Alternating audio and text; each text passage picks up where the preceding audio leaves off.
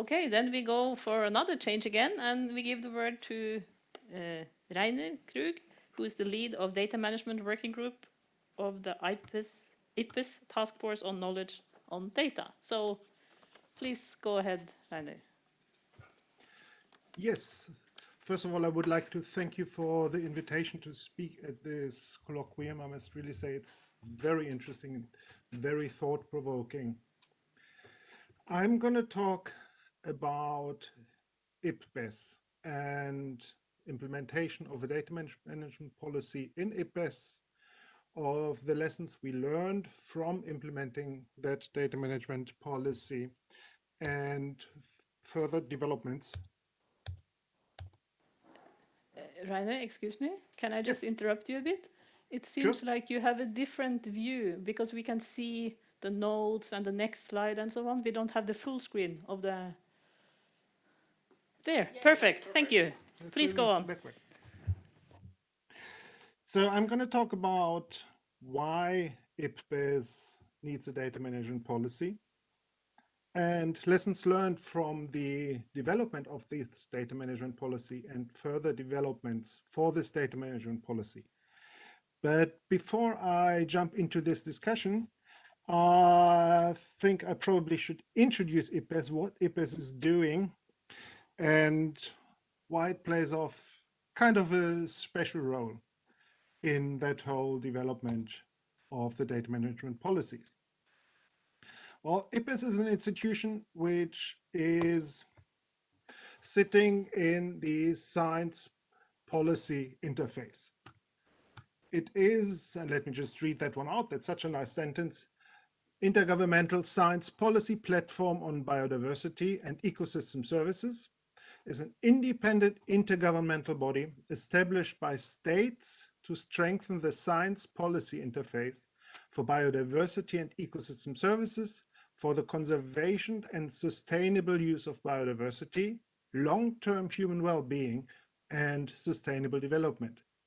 So the important parts in this description are: it is independent, it is an intergovernmental body established by states and working on the science policy interface, including sustainable use of biodiversity, long-term human well-being. So the question comes, why does an organization which is working on the science policy interface need a data management policy?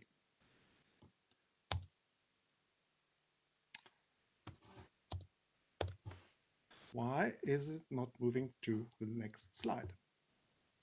There we are here. Okay. So why does IPBES need a data management policy? To understand this, we have to go a little bit closer into how IPBES is working and what IPBES is actually doing. IPBES consists of 5 different work packages.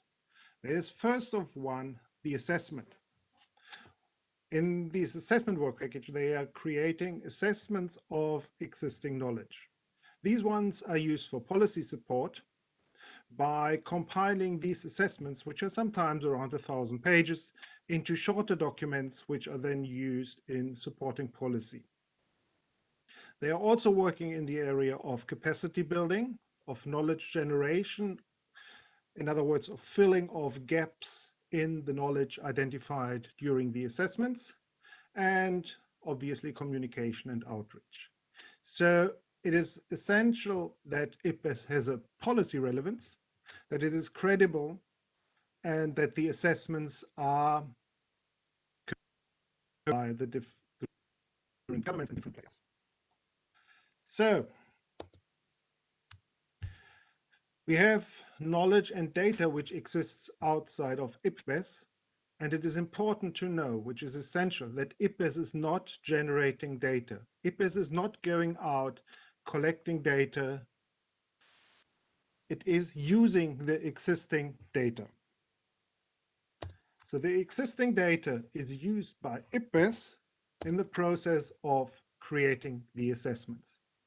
And to create these assessments of the existing data, the existing data is integrated and then used to compile these assessments.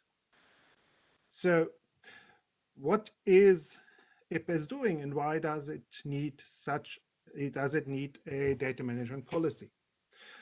That goes around the points of credibility. If you have a closed process where you're using existing data and this process is not reproducible, you cannot find the source data. That whole process and all the results in the assessments are not credible. So IPBES is striving towards a higher credibility, higher transparency, higher reproducibility of all the assessments, and not only the whole assessments, but each single table map in the assessments, which is compiled using existing knowledge and data.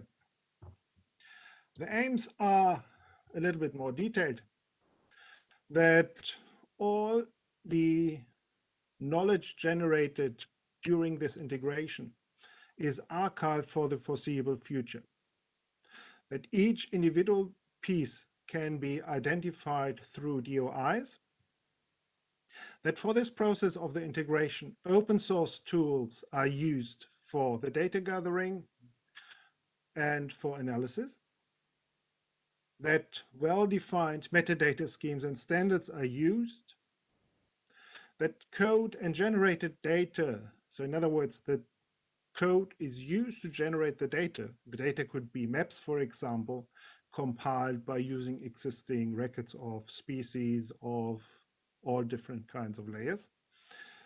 This data is available in interoperable open formats. It is reproducible and searchable and findable from IPBES website and from other data portals. After these sessions we had before this morning, this should sound quite familiar to you. And it essentially boils down to fair data usage standards. If I would have known how often fair was used this morning, I could skip the next slide, but still I think it's a nice slide. So fair data implies that the data is findable, that it is accessible, that it is interoperable, and that it is reproducible. These are the 4 pillars which the data management policy wanted to achieve within IPBES. For that data management policy to be developed, that whole process started in 2019 in a meeting of the Knowledge and Data Task Force of IPBES, during which there was lots of talk about these different 4 pillars of the fair data management.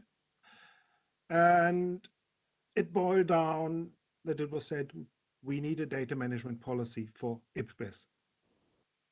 And then the process started, it was drafted and developed, and finally, about half a year later, the data management policy was approved.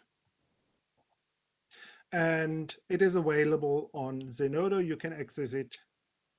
It is at the moment in version 1.0, but we are working on a few changes for the next version, and I will come to these points later on.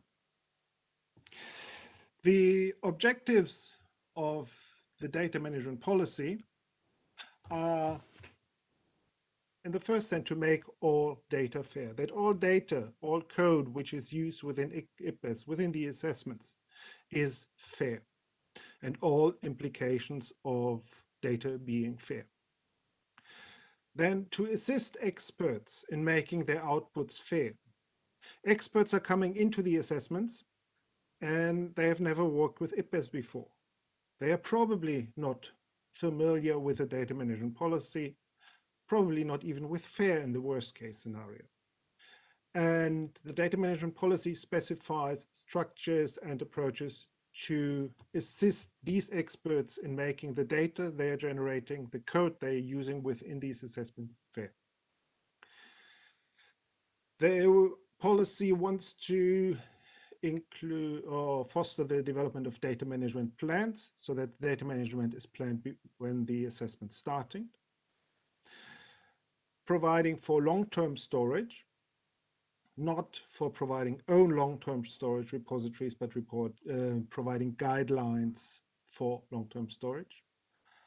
It includes sections about the tool selection for the assessments, and they should be open source. There's a heavy push towards open source tools within the assessments, but also in the whole of IPBES. The experts should follow the data management policy and, in other words, the fair data management principles.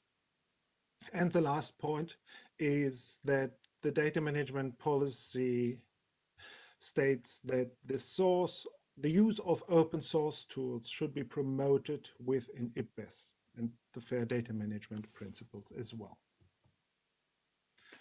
Now, coming to the second point. Which lessons did we learn from the development of the data management policy? Well, the lessons learned are, first, the science policy interface needs a data management policy. Even if it does not look obvious when you're looking at it first, the science policy interface is using data. It is integrating data. It is drawing conclusions out of data, which are usually not conclusions where somebody's sitting behind a desk. Oh, that data could tell me that. It is based on statistical analysis. And all this goes towards a data management policy. The second point is that all different aspects within this data management policy profit from within IPBES or in that organization profit from the data management policy. The positive impact is on capacity building. It is on outreach. If you have open data sets, if you can demonstrate how the results were obtained, you can use that in outreach. You can use that in capacity building, which is a huge area where we're going to focus on much, much more in the next coming years. The third point, a very important one, data is not data. If you're talking with an ecologist about data, the image they have about data is completely different from somebody who is working at the science policy interface, or even more extreme, somebody who is working with indigenous and local knowledge. All these different kinds of data, sociological data, let's call them hard data, and that's not judgmental, hard ecological data, indigenous knowledge, they are forming an integral part of the work of IPBES and of many, many other science policy interfaces. And the data management policy needs to cater for that, which makes the data management policy for these policy interfaces quite different to the ones for other scientific institutions. And consequently, the requirements of traditional data management policy need to be adapted to fit to these different kind of requirements and different kind of data. Coming to the last point, further developments for the data management policy. Well, there are a few areas where the first one is most definitely that the quality of the assessments must not be compromised. If any of these policies lead to a compromise in the quality of the assessments within IPBES, this cannot be justified to the governments who mandated IPBES in the work of IPBES. So the quality must not be compromised. The second point is something which we just realized a few months back, that data management plans do not work in the context of assessments. Assessments are dynamic.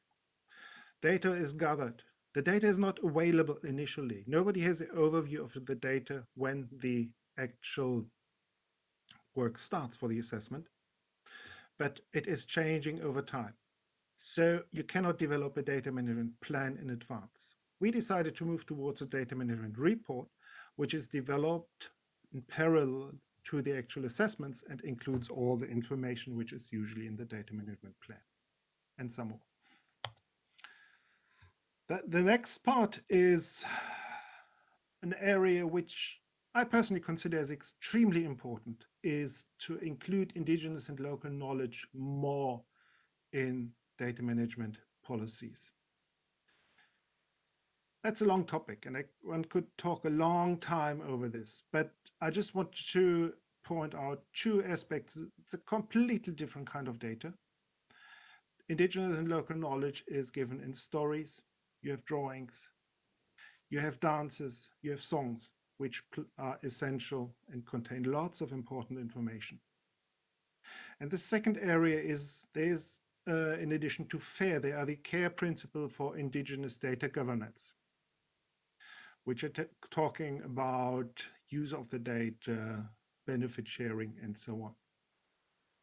They are very nice, very interesting principles, but there might be possible contradictions with FAIR. And this has to be assessed in detail, and that's one of the big chunks of work which we are trying to address in the next year. The last one is data sources. It was already discussed. At the moment, it's required that data is findable, but not necessarily accessible. But we are trying to move more towards findable and accessible, and trying to avoid closed databases, closed data sources. And as a last point, I don't think if I mentioned that one already, the quality must not be compromised. So we cannot exclude data sources if the quality of the final product of the assessment is compromised by excluding that data source. I would like to end with that picture, with that image, which is the Knowledge and Data Task Force of IPBES. And without all of these people, that whole development of the data management policy, implementation of the data management policy would not have been possible. Thank you.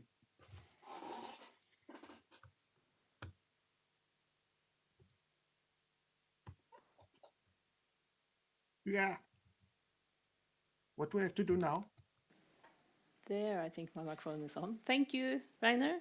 We are running a bit late, but I was thinking if perhaps Gavin could test if he is able to share his screen, and meanwhile I can ask you one question, Rainer. I'll pick one of the questions from Slack. What would you say is generally the main reason for data gaps when conducting the assessments in IPBES? Is it lack of data, lack of access to existing data, or is it the pure quality or documentation of the open data? Obviously, I don't think you will find any scientist who says that we don't have a lack of data. So everybody needs data, everybody wants to have data. But mainly in the context of IPBES, the gaps are, they are not because of something, but they are identified. Only if you're doing a large-scale assessments of a certain topic, you will see certain things where you realize that information is missing. So it is really, you're just doing that assessments and you're identifying these gaps. There is not that somebody, that there's no interest in addressing these gaps, but one has to find the gap before one can close it.